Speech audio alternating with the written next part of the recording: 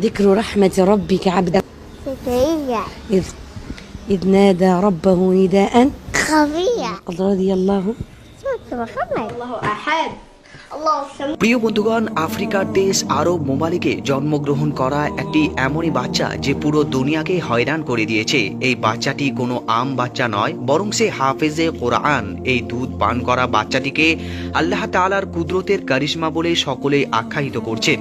এই বাচ্চাটি দুনিয়ার সব থেকে কম বয়সের হাফেজ বলে সকলেই মনে করছেন।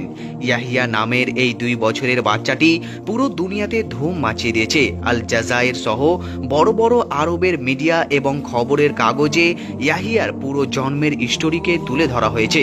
যখন মানুষেরা তাকে কুরআনুল কারীমকে তেলাওয়াত করতে দেখেছিল, তখন তারা নিজেদের চোখকে বিশ্বাসই করতে পারছিল না। আল জাজাইরের একটি বড় মিডিয়া থেকে যখন রিপোর্ট করা হচ্ছিল, তখন যে তথ্যটি সামনে এসেছিল সেটি সকলকে হতবাক করে দিয়েছিল। দুধ পান করা এ বাচ্চার মায়ের কথা হলো, দুনিয়ার মধ্যে এটি এমনই এক বাচ্চা যে পুরো কুরআনুল কারীমের হাফেজ, আর এই অবস্থাতে এর 2 বছরও এখন সম্পূর্ণ পর্যন্ত হয়নি।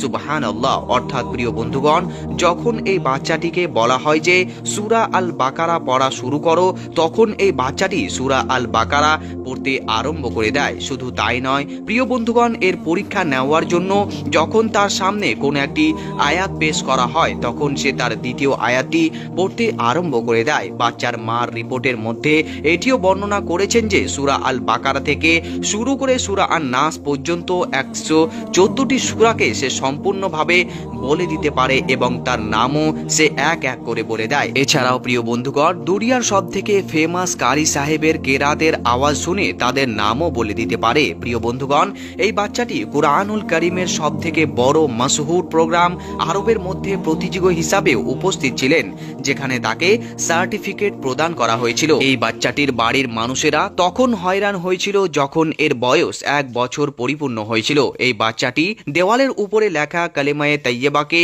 পড়তে আরম্ভ করে দিয়েছিল এবং সেই দিন সকলকে হতবাক এবং আশ্চর্য করে দিয়েছিল।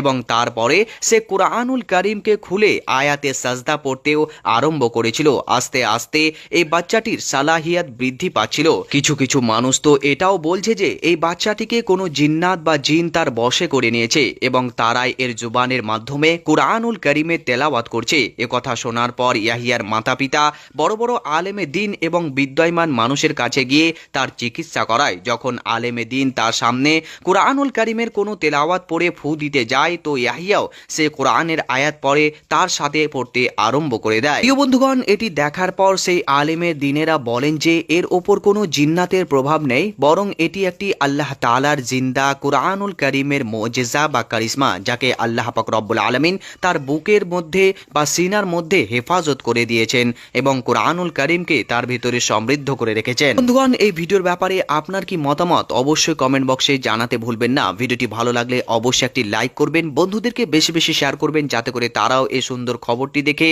নিজের ঈমানকে তাজা করতে পারে এবং কুরআনুল কারীমের তেলাওয়াত করতে পারে। এবং নতুন দর্শক হলে চ্যানেলটিকে অবশ্যই সাবস্ক্রাইব করবেন।